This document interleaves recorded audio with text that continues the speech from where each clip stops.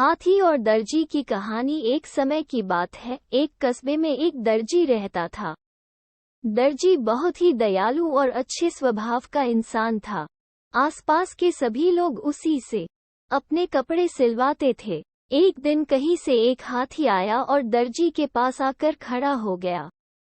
हाथी को अपने पास खड़ा देखकर दर्जी ने खाने के लिए कुछ फल हाथी को दे दिए। फल खाकर हाथी बहुत खुश हुआ और वहां से चला गया। दूसरे दिन हाथी फिर दर्जी के पास आकर खड़ा हो गया। दर्जी समझ गया कि हाथी को फल खाना है। दर्जी ने फिर कुछ फल हाथी को दे दिए। हाथी इस बार भी फल खाकर वापस चला गया। अब हाथी प्रतिदिन दर्जी के पास आता और उसकी दुकान के सामने खड़ा हो जाता। दर्जी उसे कुछ फल दे देता जिन्हें खाकर वो वापस चला जाता था। ये सिलसिला कई दिनों तक चलता रहा। एक दिन दर्जी को कुछ जरूरी काम आ गया जिससे उसे बाहर जाना पड़ा। बाहर जाने के पहले दर्जी दुकान पर अपने लड़के को बैठा गया और उसे कुछ फल दे दिए और जाते जाते बोल गया कि जब भी हाथी आए तो उसे ये फल खिला देना। लड़के ने अपने पिता की बात में हामी भर दी। दर्जी का लड़का बहुत शरारती था, उसे एक शरारत सूझी। उसने फल पहले ही खा लिए और जब हाथी दुकान पर आया और फल खाने के लिए जैसे ही सूंड आगे बढ़ाई, दर्जी के लड़के ने उसकी सूंड में सुई चुभो दी। सुई लगने से हाथी की सूंड में तेज दर्द हो रहा था। दर्द से राहत पाने के लिए हाथी नदी की तरह भागा।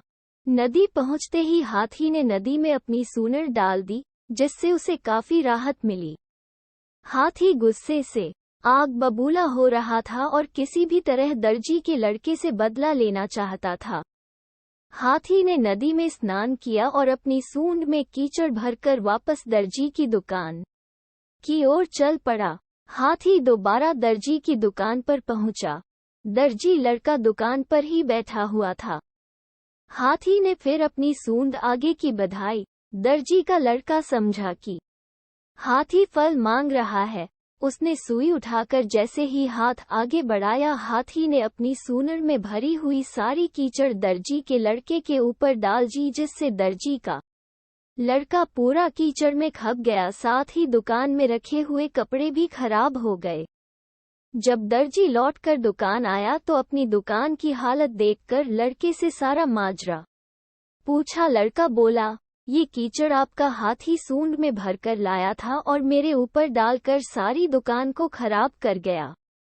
दर्जी को लड़के की बात पर विश्वास नहीं हुआ। उसने जब लड़के से सख्ती से पूछताछ की तो लड़के ने सारी बात बतला दी।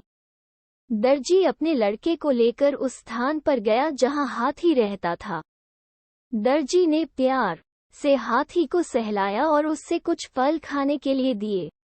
दर्जी ने अपने लड़के को बुलाया और उसके हाथों भी से कुछ फल हाथी को दिलवाए। फल खाकर हाथी का गुस्सा शांत हुआ और उसने दर्जी के लड़के को क्षमा कर दिया। फल खाकर हाथी का गुस्सा शांत हुआ। दर्जी के लड़के और हाथी की भी दोस्ती हो गई। अब हाथी दर्जी के लड़के को अपने पीठ पर बैठाकर घुमाने के लिए ले जाने लगा। शिक्षा। दर्जी और हाथी की कहानी से हमें शिक्षा मिलती है, कभी भी किसी के साथ गलत व्यवहार नहीं करना चाहिए। उद्धरण चिन्ह।